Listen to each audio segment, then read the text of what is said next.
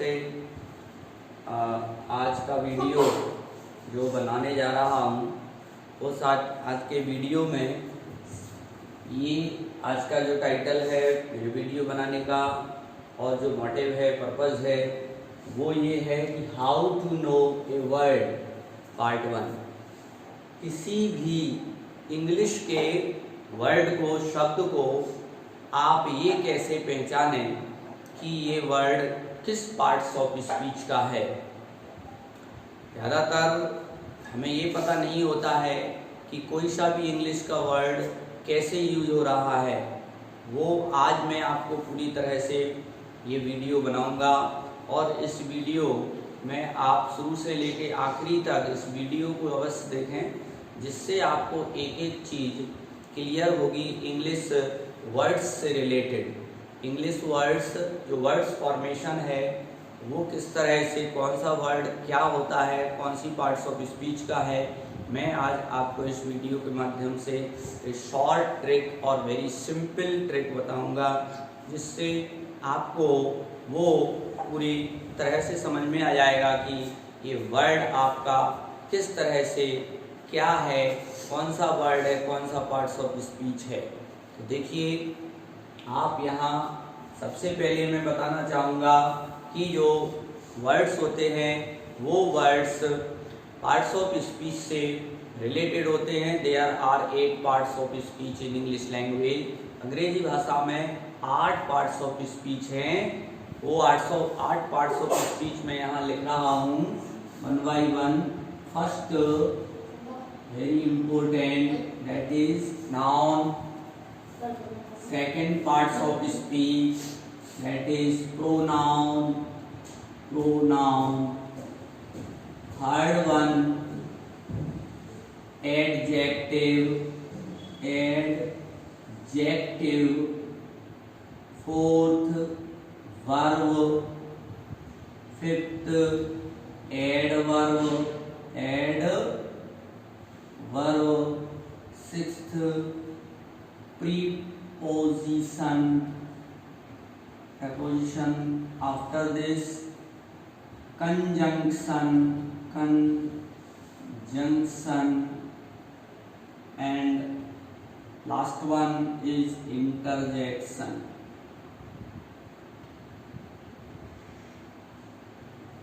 कोई भी word English का जो सेंटेंस होगा, उस सेंटेंस में अगर हम उस सेंटेंस की पार्सिंग करें, पार्सिंग मीन्स वर्ड्स की जो पार्सिंग होती है कि कोई सा वर्ड क्या है, तो इन्हीं पार्ट्स ऑफ स्पीच में से कोई वर्ड होता है।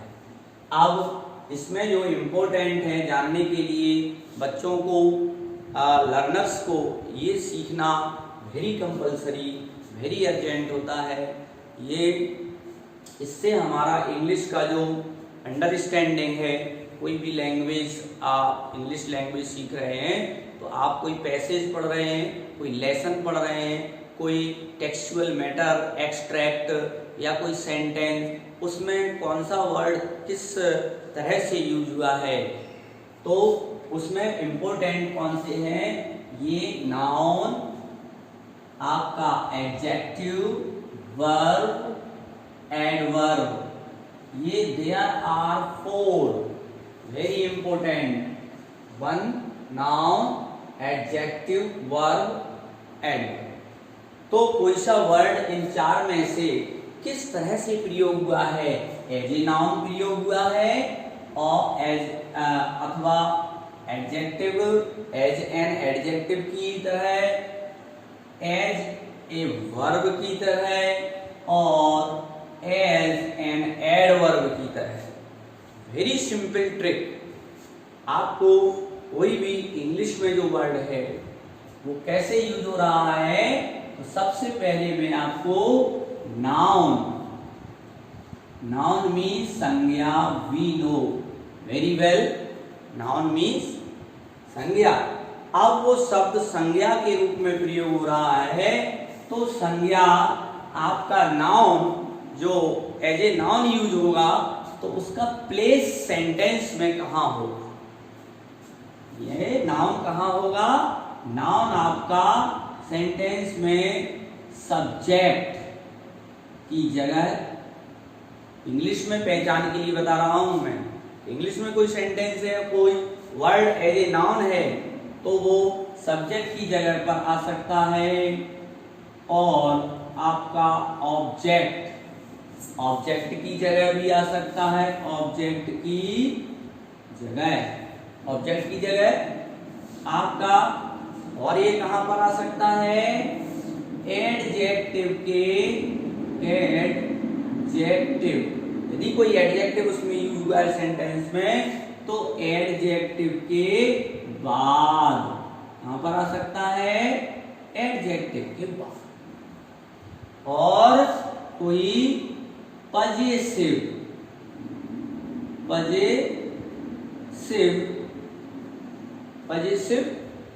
एडजेक्टिव के बाद, एडजेक्टिव के बाद। अब मैं आपको इसका एग्जाम्पल दूंगा इंग्लिश में, फिर मैं हिंदी में समझाऊंगा आपको कि हिंदी में आप कैसे पहचानेंगे कोई वर्ड को। तो सब्जेक्ट की जगह पर जैसे मान लो मैंने कहा कि यहां मैंने सेंटेंस लिखा, India is a big country, ये मैंने सेंटेंस लिखा, तो India is a big country. तो अब ये देखें कि ये आपका क्या है, ये सब्जेक्ट है, और सब्जेक्ट आपका starting of the sentence, affirmative sentence, तो यहां पर this is subject and this is verb, and ये this one article and this is qualitative adjective है आपका, and this one also noun. तो एडजेक्टिव के बाद में आपको कंट्री, ये भी नाउन है, ये भी नाउन है। नाउन का प्लेस सेंटेंस में आपने देखा कहां पर होता है, सब्जेक्ट की जगह पर, ऑब्जेक्ट की जगह पर, एडजेक्टिव के बाद। देखिए एडजेक्टिव बिग है, बिग के बाद, बिग मीन्स बड़ा, एडजेक्टिव मीन्स विशेषण, और ये विशेषता बतला रहा है कंट्री की। तो अब इसके बाद ये देखेंगे आप पजेसिव एडजेक्टिव, जैसे फॉर एग्जांपल मैं कहूं my country is very, my country is India, मान लो ऐसे कर, माय कंट्री इज इंडिया, ये पजेसिव एडजेक्टिव है माय। इसके बाद ये आ रहा है देखिए कंट्री, तो ये कंट्री आपका क्या है, नाउन है, this is verb, and verb का ये ऑब्जेक्ट है, तो ये आप इंडिया, ये भी आपका नाउन है, ये भी आपका नाउन। और we can say subject, verb के पहले सब्जेक्ट माय कंट्री, तो अकेला माय आपको हटा दो तो कंट्री, तो कंट्री आपका सब्जेक्ट का काम कर रहा है यहाँ, लेकिन पजेसिव एडजेक्टिव के बाद जो शब्द लगा है वो आपको एडजेक्टिव हो गया, और इधर आपको ऑब्जेक्ट के स्थान पर। तो नाउन का प्लेस, कोई वर्ड यदि इन 1 2 3 4 ये इस स्थान पर कोई वर्ड आपका लगा हुआ है, वो वर्ड आपका क्या कहलाएगा, नाउन है।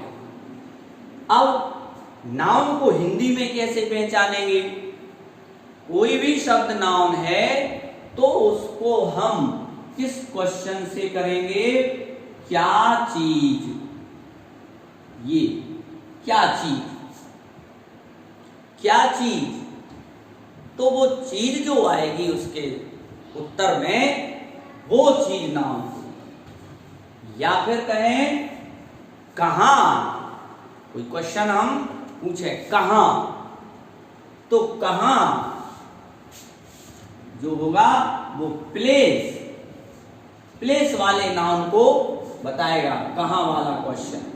क्या चीज में भी कोई सी भी चीज हो सकती है, आपका प्रॉपर नाउन ये क्या चीज, पर्सन वाला कोई नाउन होगा, व्यक्ति से संबंधित कोई नाउन होगा तो कौन, क्या कौन का क्वेश्चन करके देखेंगे यदि, तो वहां पर भी आपको क्या मिलेगा, कोई पर्सनल, क्या पर्सन से संबंधित प्रॉपर नाउन मिल जाएगी आपको। इनका मैं एग्जांपल दे रहा हूं आपको। जैसे मैंने कहा मेरे हाथ में एक लड्डू है। अब ये मैंने सेंटेंस लिखा, तो अब इसमें आपको ये चीज देखनी है कि कौन सा शब्द नाउन होगा। तो कौन सा शब्द नाउन होगा, वही एडजेक्टिव के बाद में, ये पॉजिटिव एडजेक्टिव है, इसके बाद में आया है हाथ, ये भी एक नाउन है। मेरे हाथ माने मेरा हाथ, क्या चीज, हाथ। इसमें क्या चीज का हमने क्वेश्चन किया, हाथ में एक लड्डू है, क्या चीज है, एक लड्डू। तो ये लड्डू शब्द जो है वो आपका नाउन है। तो क्या चीज, अब हम कोई सा इस तरीके से लिखें, मेरा भाई विद्यालय गया, मेरा भाई विद्यालय गया, ये पॉजिटिव एडजेक्टिव है। इसके बाद आने वाला देखिए पॉजिटिव एडजेक्टिव, हिंदी में भी आप पॉजिटिव अधिकारबोधक विशेषण, ये देखिए नाउन, मेरा भाई, कौन, मेरा भाई। तो यहां पर भाई जो शब्द है नाउन है, ये पॉजिटिव एडजेक्टिव, इसके बाद में विद्यालय, कहां, प्लेस वाला नाउन है, ये प्लेस को इंडिकेट कर रहा है, विद्यालय, ये भी आपका नाउन है। तो ये पहचानना बहुत जरूरी है, तब हम नाउन को एज ए नाउन की तरह उसका इंग्लिश लिखेंगे, और एडजेक्टिव होगा तो एडजेक्टिव की तरह उसका इंग्लिश लिखेंगे। ये बच्चों को, लर्नर्स को ये चीज नहीं आती है, तो वहां वो ट्रांसलेशन समझने में या ट्रांसलेशन करने में बहुत प्रॉब्लम फेस करते हैं। उस चीज को मैं आपको बहुत अच्छे से समझाने का प्रयास कर रहा हूं, उस चीज को आप पूरा समझते जाना। तो नाउन का हम किस तरीके से पहचान करेंगे, क्या चीज, मेरे हाथ में ये मार्कर है, मेरे हाथ में क्या चीज है, मार्कर, ये मार्कर नाउन हो गया। मेरा, मेरी के बाद आने वाला शब्द जो होता है वो भी नाउन होता है। तो आपने ये जाना कि नाउन को हम कैसे इंग्लिश और हिंदी में पहचानेंगे। अब बात आती है एडजेक्टिव। एडजेक्टिव का आपको बहुत सिंपल तरीका है एडजेक्टिव को पहचानने का सेंटेंस। तो एडजेक्टिव आपको इंग्लिश सेंटेंस में एडजेक्टिव, इंग्लिश सेंटेंस को में एडजेक्टिव का पहचान कैसे करेंगे कि कोई शब्द एडजेक्टिव कहाँ है या एडजेक्टिव की तरह प्रयोग कौन सा शब्द हुआ है। तो सबसे इंपॉर्टेंट है कि आपका कोई सा भी शब्द एडजेक्टिव होगा तो नाउन के पहले आने वाला शब्द, नाउन के पहले आने वाला शब्द आपका एडजेक्टिव होगा। ये बिल्कुल फैक्ट है। एडजेक्टिव कहां होगा, कोई भी नाउन के पहले लगा होना चाहिए वो शब्द, वो एडजेक्टिव कहलाएगा। जैसे मैं सेंटेंस लिख रहा हूं, शी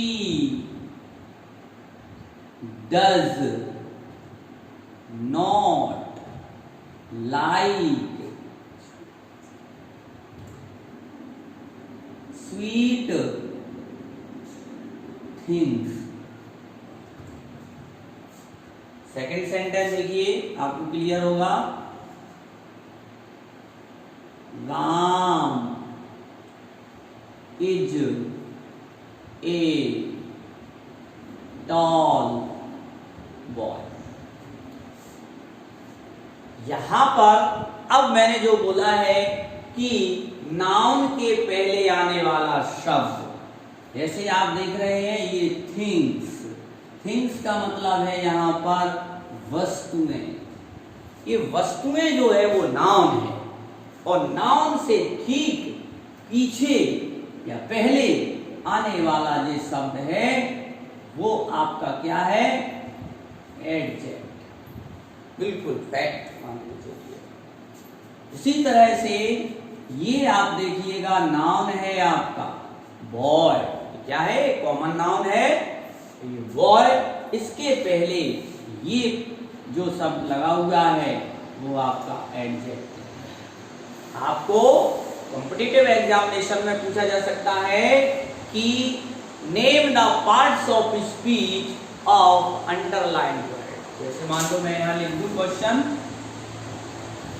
नेम, जैसे मैंने एक यहां सेंटेंस लिख दिया, दे सा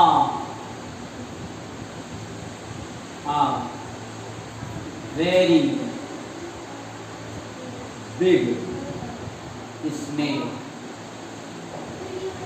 अब मैंने यहां दिखाई, ये तो सिंपल सा है, तो ऐसा भी शब्द हो सकता है जिसकी मीनिंग आपको नहीं आ रही है, तब वहां कैसे पहचानेंगे, इसी तरह से आपको मैं दे रहा हूं।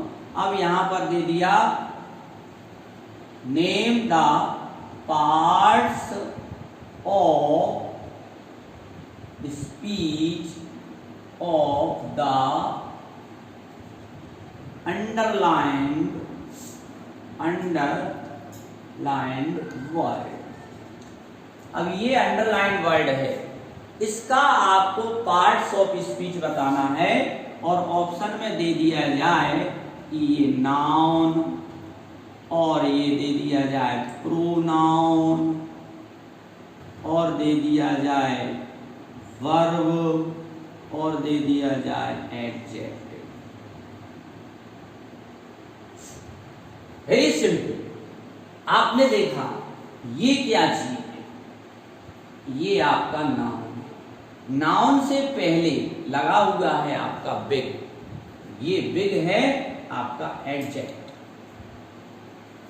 आपको वेरी सिंपल ट्रिक, एडजेक्टिव का स्थान कहां पर होगा, इंग्लिश में सेंटेंस में एडजेक्टिव नाउन के पहले आएगा। और एग्जांपल से मैं आपको क्लियर कर रहा हूं,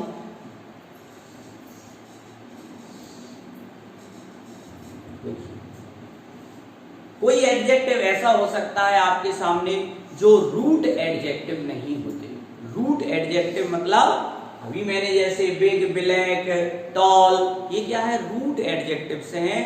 ये स्वतंत्र हैं, इंडिपेंडेंट हैं, इन्हें कहीं हमने सफिक्स या प्रीफिक्स कुछ ऐसा जोड़ के नहीं बनाया। कुछ एडजेक्टिव ऐसे होते हैं जो सफिक्स जोड़ करके बन जाते हैं। मैं एग्जांपल दे रहा हूं, वी शुड प्रोटेक्ट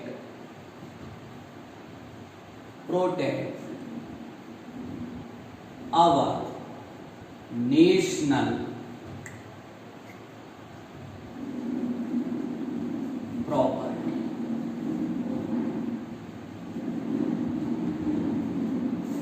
अब यहां पर आपको ये देखना है कि एडजेक्टिव कहां है। तो एडजेक्टिव का आपको ये देखना है कि देखिए ये प्रोटेक्ट शब्द क्या हो गया, ये वर्ब है आपका, ये क्या है, हेल्पिंग वर्ब, ये आपका मेन वर्ब। इससे पहले ये आपका सब्जेक्ट, तो सब्जेक्ट के स्थान पर तो आपका प्रोनाउन है। अब यहाँ आप प्रोटेक्ट वर्ब हो गई, अवर आपका पजेसिव एडजेक्टिव हो गया। ये पजेसिव एडजेक्टिव है, क्यों, क्योंकि ये पोजीशन का आपको काम कर रहा है। नेशनल, अब देखिए अवर नेशनल प्रॉपर्टी। प्रॉपर्टी क्या है आपकी? नाउन।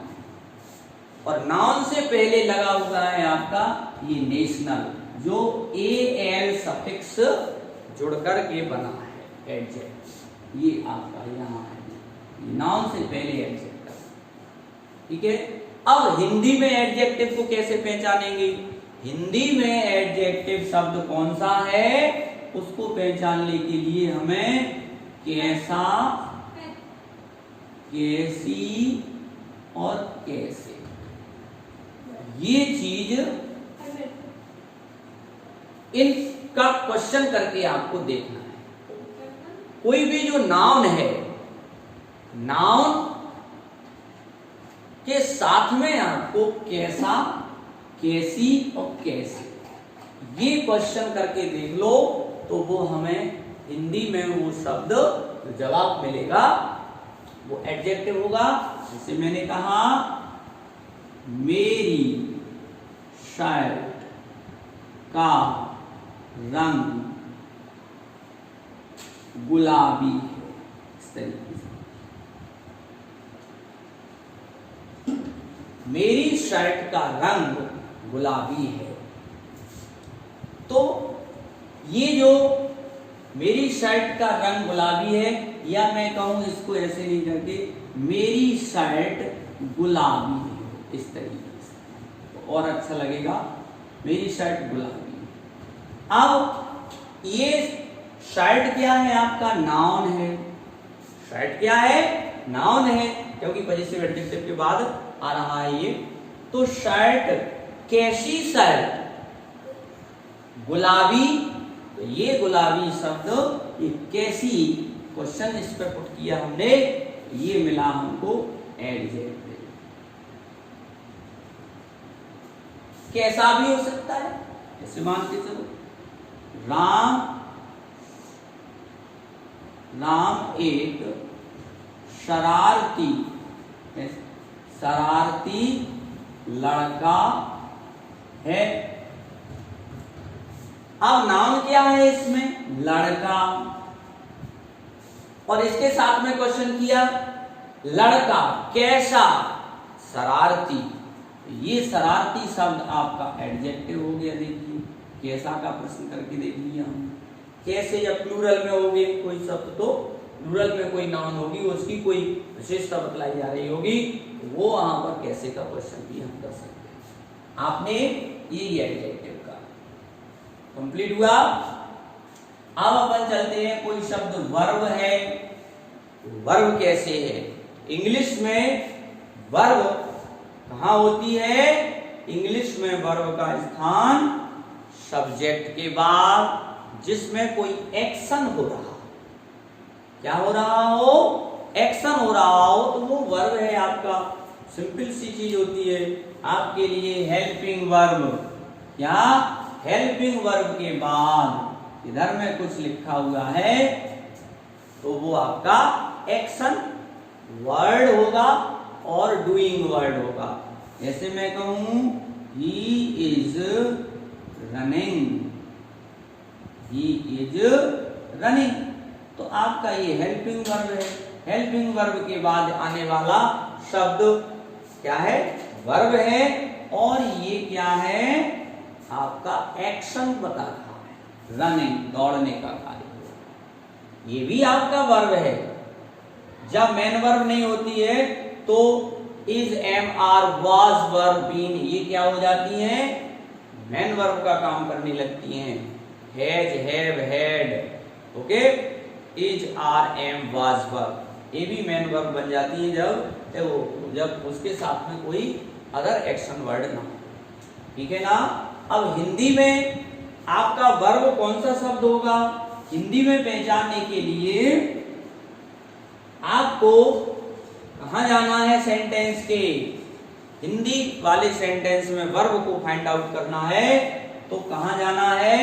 सेंटेंस के एंड में आपको जाना है। जैसे मैं लिख रहा हूं वह